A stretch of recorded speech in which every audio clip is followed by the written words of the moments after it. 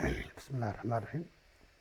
Waxaan dhiganaa maanta laba godle lagu dhufanayo tiro kastoo sida 20, 30, 40, 50, 60, 70 ilaa iyo 90.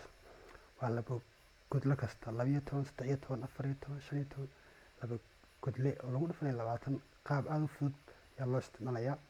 waxaan sameynaa marka ugu horeysa waxaa la 20 ma ku dhufanaa 12. markaa 20 aan ku dhufanno 12 waxaan dhahnaa labaatanka labada ka soo qaado oo dhigo laba ku dhufo waa 4 oo dhigo laba ibar ku dhufo waa ibar dhigo. markaa sidee u kala horreeyeen usoo kala qaado waa 2 4 ibar. fahantaan u maleynayaa. tusaalaha labaad waa waxaan leeyahay sii 3 godle ayaan ku dhufanaa intaas 20 ma qaadanaa. 20ka labada soo qaado dhigo laba ku dhufo waa 4 dhig 3 ku dhufo waa 6 ag dhig 2 ibar ku dhufo waa ibar ag dhig. say u kala horreeyeen usoo kala qaado waa 2 4 6 ibar. tusaale kale qaadanaa waa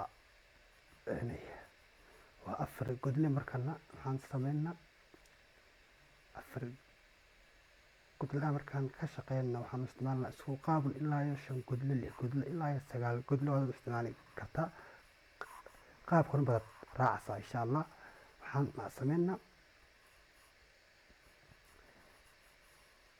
waxaan taxanaa marka horeysa waxaan la siiyay 1 2 soo qaado 20kii 2 ka soo qaado 2 soo qaado dhigo 2 ku dhufo waa 4 aga dhig 2 3 ku dhufo waa 6 dhig 4 2 ku dhufo waa 8 2 ibar ku dhufo ag dhig. markaas si kala horreeyeen usoo kala qoran waa 2dii wata 4tii 6dii 8dii ibarkii.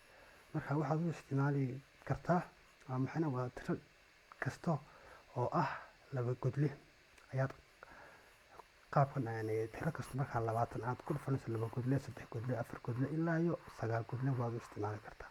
waad fahantaan u maleynayaa. Assalaamu calaykum.